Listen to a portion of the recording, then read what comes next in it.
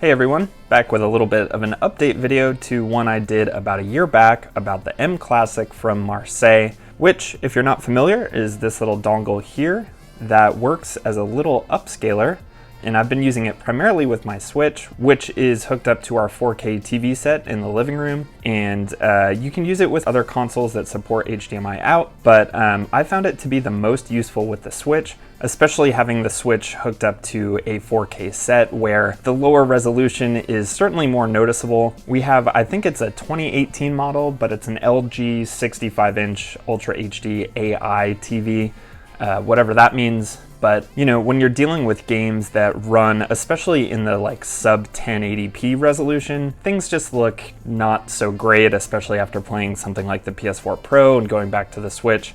Things just look kind of muddy.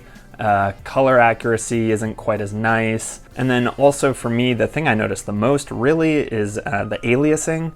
A lot of kind of jagged edges on the picture. And I've been using the mClassic for about a year when I was first sent it by the folks at Marseille.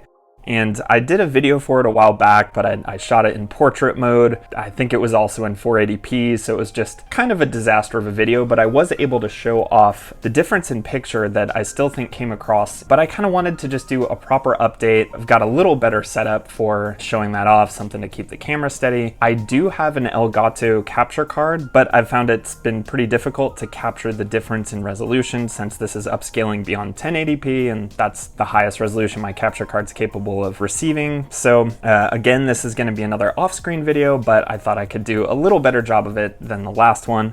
We'll see. If you're not familiar with Marseille and their kind of upscaling devices, they also had something known as the mCable, which is essentially the same thing as this mClassic, but it was just an HDMI cable that had the upscaler encoder within the cable itself. And I've taken a look at some of the reviews of that, and people seem pretty pleased with the performance. But the cool thing about this it's basically the same tech as far as I know, but you do have the ability to turn this just into pass-through, just turn it off and you're getting the regular HDMI signal that you'd normally be getting if for whatever reason you wanted to turn it off. But it also makes for a great way to showcase the comparison between the picture with this off and with it turned on. And when I first got in contact with Marseille, I was a little skeptical of everything that, especially with what's written on the box. It's a little suspect that this would maybe be something that, what it's touting to do, it's going to come up short. And of course, when you're dealing with upscalers, one of the primary concerns would be input lag. And as far as testing that, I don't have a real scientific way of going about it. I will leave a link to some of the tests that Marseille has done. Obviously, they wouldn't be showcasing a problem with their cable, but they seem to rigorously test response time, and everything shows that the delay that this causes would be imperceivable by the human eye. And the way I tested input lag myself was with Taiko no Tetsujin, which is a rhythm-based game, and if there was any input lag being caused by the upscaler, then I would notice by hitting the note slate in the game, if that makes sense. The game actually has a calibration feature that led me to discover that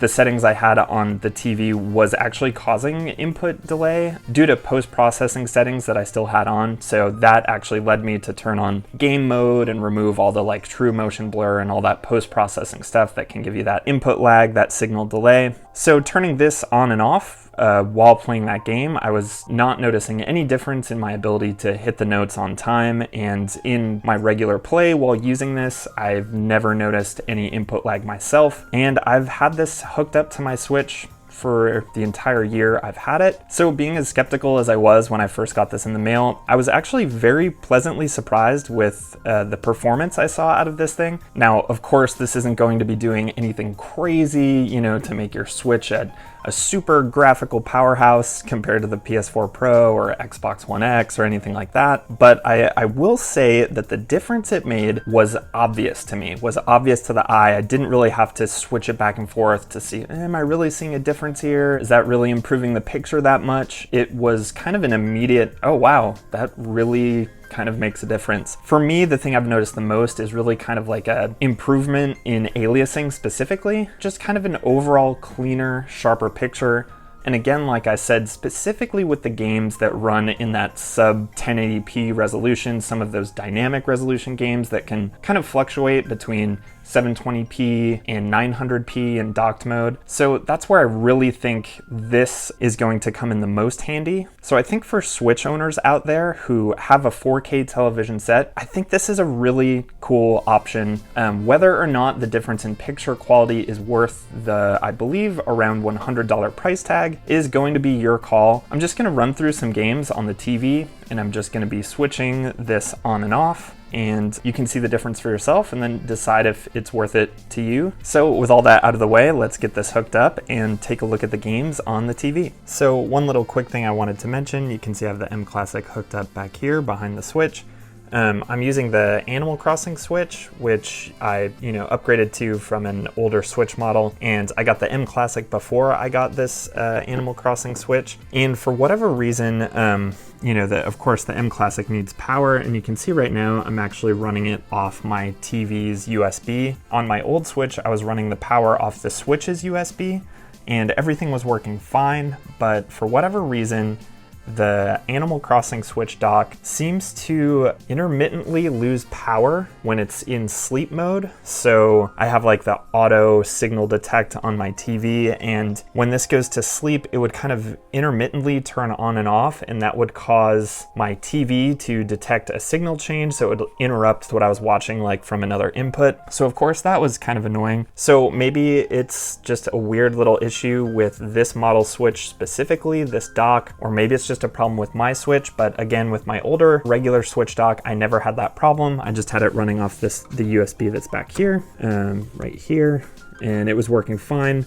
But I just noticed that issue when I upgraded to this model, so that's why I have it powered off the TV. And if you can see, there's just this little HDMI extender coming out the back, which is a good thing. They include that because unfortunately the mClassic doesn't fit inside the Switch dock. It's just a little bit too wide, which man, it would be nice if it did and you wouldn't have to run through that extender, but that's totally fine. So you've just got your HDMI out from the Switch dock, that's going into the mClassic, and then your USB power, which you can either try running off your Switch or off your TV or a wall plug if you've got one of those nearby, and then another HDMI cable going, off the back of the mClassic to the TV. So super simple setup. As you can see, the green light is on there, which is upscaling mode. It'll just have no light if you have it in pass-through mode. And then that blue light you see there is when it's in retro mode, which is supposedly optimized for 4:3 content. I've had it just set in the regular upscale mode since I've had it running off my Switch the entire time. So that's just a little explanation of the lights you're seeing there. So that's all I'm gonna be doing is turning that switch between upscale and pass-through while this is kind of set on the Switch screen, and we'll just take a look at some games and you can see the difference for yourself. Okay, so forgive me, I know this is kind of an awkward angle. Trying to get this set up as best I can. Also have some screen glare coming through the window. I'm trying, but this isn't gonna be perfect, but hopefully you should be able to still see the difference. So this is Mario Galaxy, obviously from the Super Mario 3D All-Stars collection, which is running on the Switch at 1080p. So right now the mClassic is on, and I'm going to turn it off. Obviously you'll see the screen flicker for a minute, and then we'll see what we're working with here.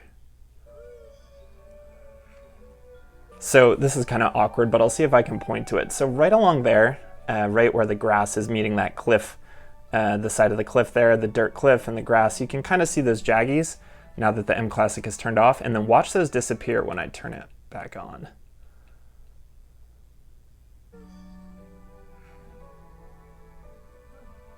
So they're still there a little bit, but they're definitely less pronounced. And one more time, we'll turn it off.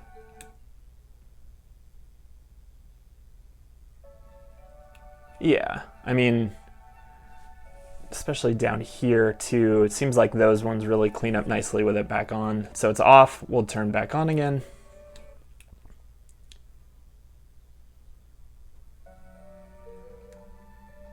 Really cleans that up. So I think that covers it for Mario Galaxy. Let's try out a different game. Okay, so now we're switching over to Torna. I'm hoping for a little better showcase with the environment I'm in Torna.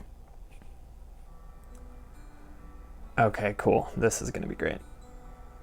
So this is actually with the mClassic turned off still. So you can see kind of the jagged edges on those plants there. And let's see if we can clean those up a little bit when we turn this back on. So turning the mClassic on now.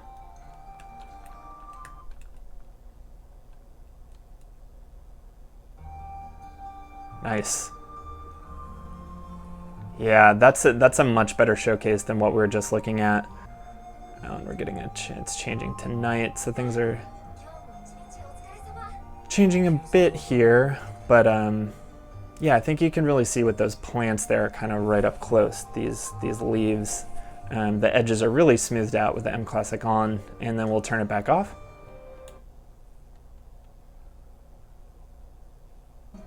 So yeah, as you can see, mileage is really going to vary as far as the improvement you'll see with the mClassic.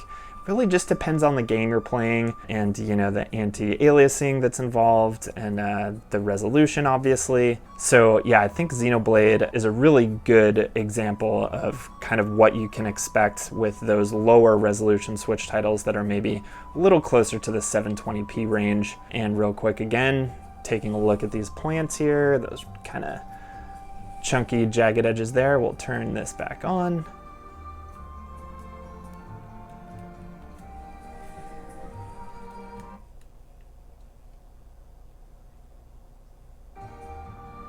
Nice.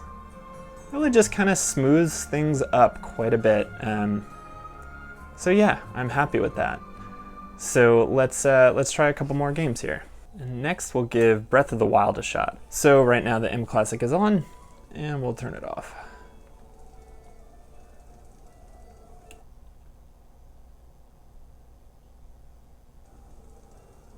So there you go, that's the pass-through image. And again, since we've got these barrels up kind of close here, just along the top there, you can really see the jagged edges, the aliasing with the mClassic turned off. And we'll turn it back on.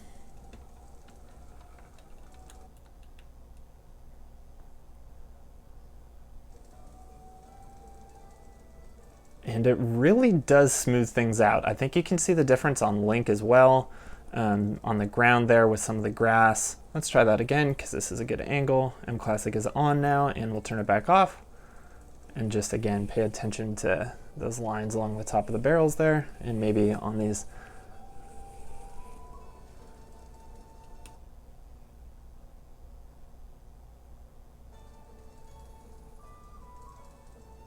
Okay, so I think the game we'll finish up with here is Marvel Ultimate Alliance 3. Right now we've got the mClassic turned off, so I think if you kind of pay attention to the back of the Hulk there, you can kind of see that flickering going on that I'm talking about, and then as we turn it on, hopefully some of that will clear up a little bit.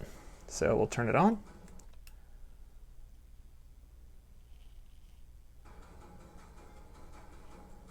And obviously there's still some there, but not nearly as much. So mClassic is on now.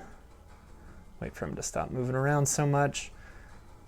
And we'll turn it back off and see if you can notice the difference.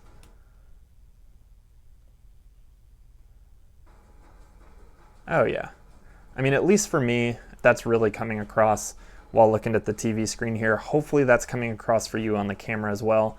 You can kind of see, especially like his big foot there, kind of in between his toes. So with it off, you can see some jaggedness going on, and we'll turn it back on.